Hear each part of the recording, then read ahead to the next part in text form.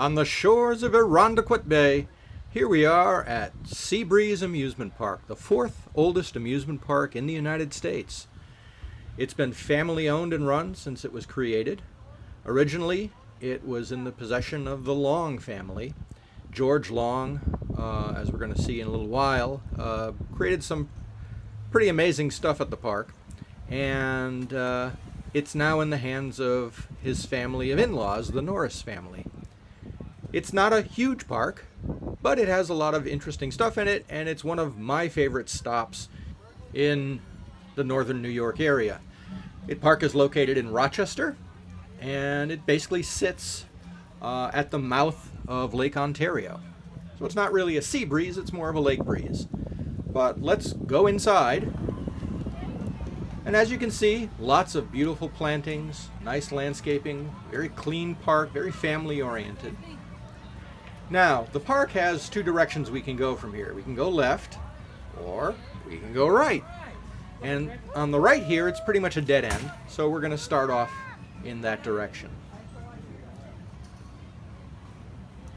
In front of us is Jackrabbit, which is a really wonderful roller coaster. It is the fourth oldest roller coaster in the United States, and it was built by the great John Miller, one of the pioneers of roller coasters, in 1920, and it still provides a wonderful ride. It has a phenomenal tunnel ending with a big helix, and the park keeps it in wonderful shape.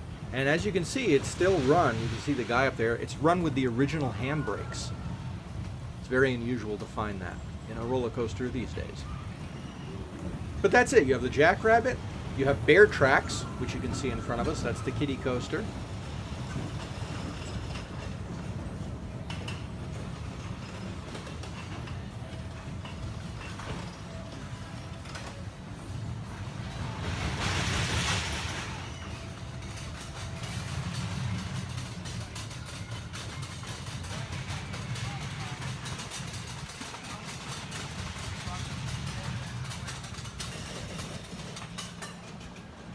In John Miller fashion, the Jackrabbit, you can see, dives actually underground. It goes below ground level, and that's the way John Miller designed a lot of his coasters. The hills went all the way to the ground or even lower.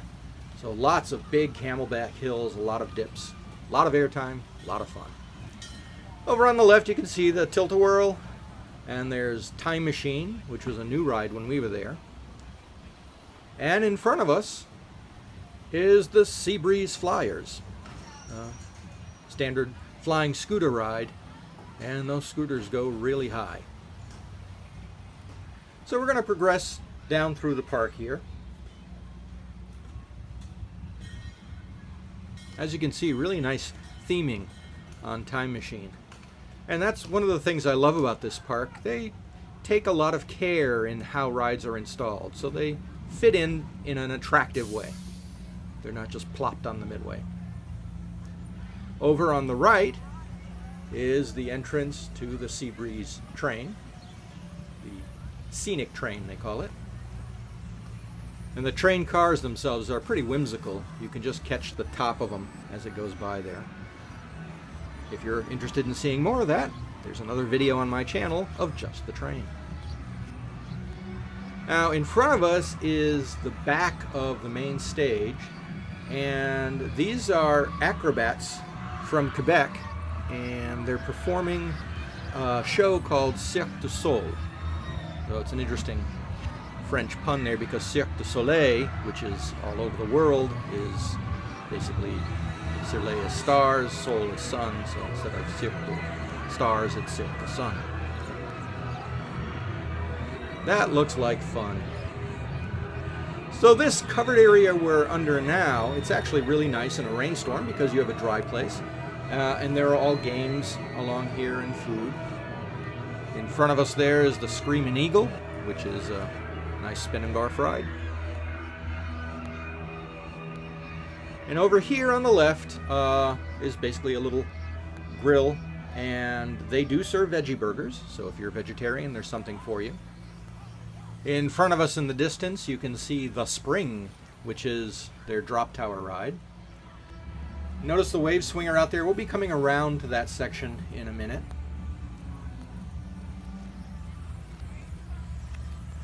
You can see the carousel over on the left. We're going to take a walk through that. The carousel is interesting because the whole thing burned down in the 1990s, and undeterred, the park rebuilt it from the ground up. They were able to save 4 horses from the original carousel, but they actually had hand-carved a whole new set of horses. And some of the horses that are on this ride are designed after horses on the Holyoke merry-go-round, my old ride. And you can see up on the rounding boards up top, they have scenes of Rochester and the surrounding area, Niagara Falls, places like that. They also have throughout here an entire history of the park, which is really neat. So you can follow the development of the park all along the wall here. And you can hear in the distance, they also have a band organ, and it's a spectacular one, a brand new band organ by the Verbeek Organ Company in Belgium. And they have just a whole cabinet, you'll see, full of rolls for the organ, so they have an enormous selection of songs that can be played.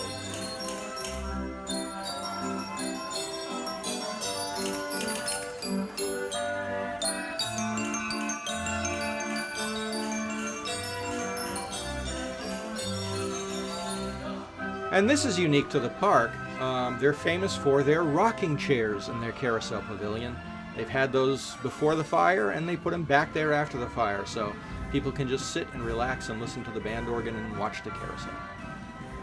Over here on the left is a pizzeria, and they have an arcade there as well. And we've now reached the far north end of the park. And there's the Revolution 360, which is like a frisbee ride. And there's Whirlwind, which is the park's big steel spinning coaster. It sits on the area once used to be occupied by the old Soke double loop coaster. And you can see Lake Ontario and Irondequoit Bay out in the distance there. The park sits on a hill overlooking the whole bay, and it's really pretty. Bobsleds. This is a really fun ride, and it was built entirely in-house by George Long. He took a structure from an old wooden kiddie coaster, and then he put his own steel track on there with their own cars that they built. It's a very punchy ride, lots of lateral forces. There's a pirate ship with eerie green glowing eyes.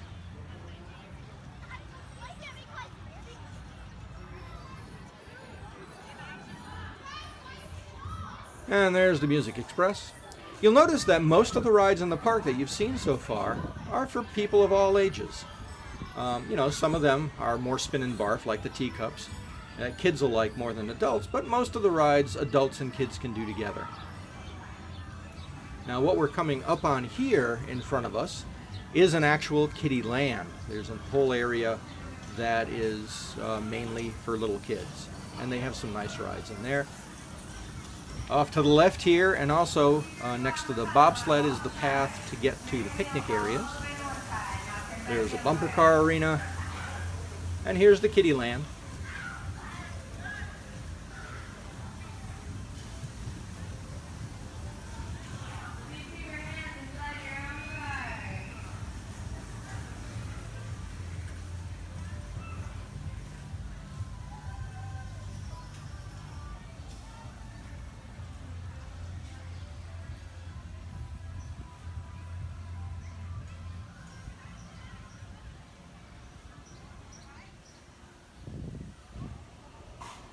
One of the things I like about this kiddie car ride is you see that little gas station?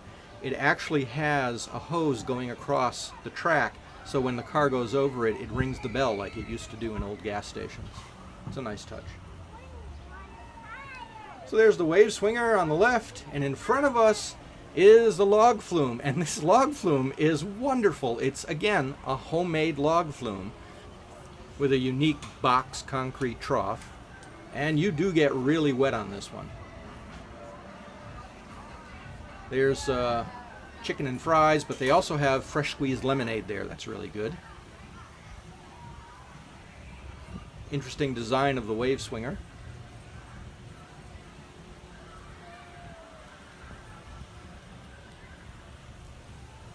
And now we're going to curve off to the left here. There's the water park. We'll come to that in a minute. And you can see water splashing. We're getting into the whole water park area. Now this area we're coming to on the edge of the cliff here, this is mainly for kids. It's not the big kids water park, it's the little kids water park, and they have these really interesting water cannons that you can fire off. They call their water park the Soak Zone. And you can see why.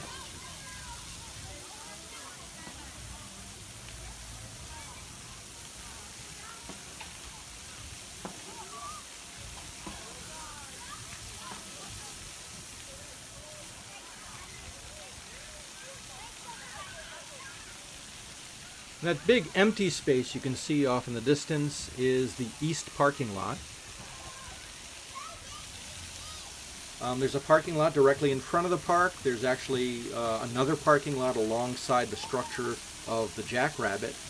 And then there's that one there. I'm pausing here so we can see the bucket tip.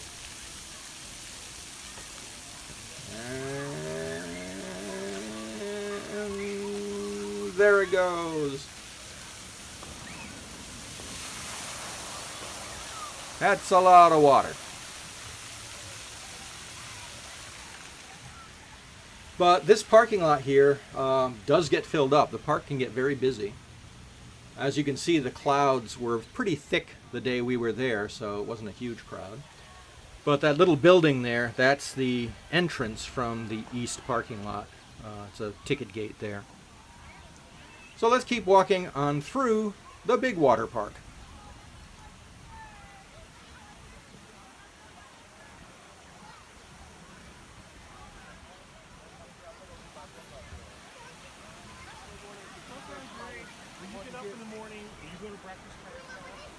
Seabreeze is one of the few remaining trolley parks across the United States. That's the way it began, as a stop for trolley companies to get people to take the train to the end of the line.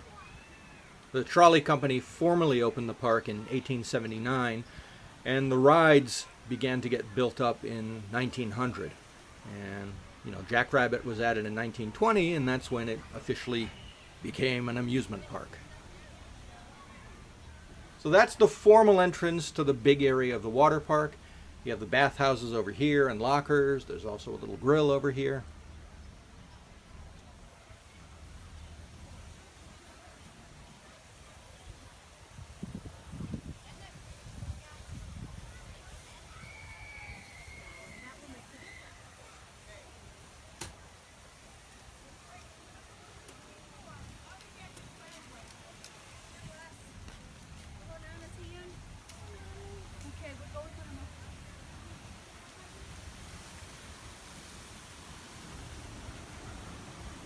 Now, if you were to follow this path on the left here in front of us now, that takes you up to the wave pool, but we're not going to go that way. Instead, we'll follow this back through the Kiddieland area. There's the wave swinger.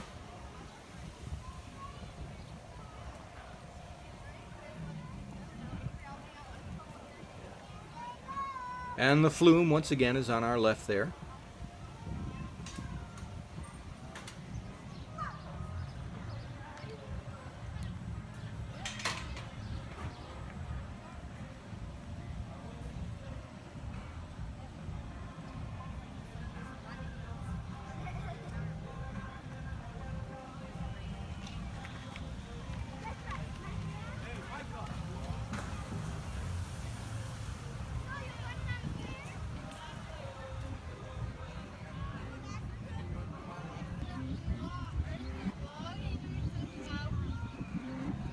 And don't be alarmed, there's some backward audio here to avoid the copyright police.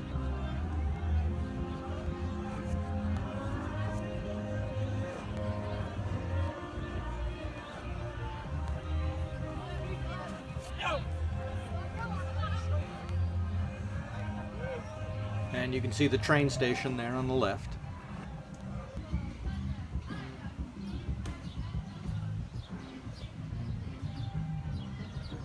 And that brings us around back to the entrance.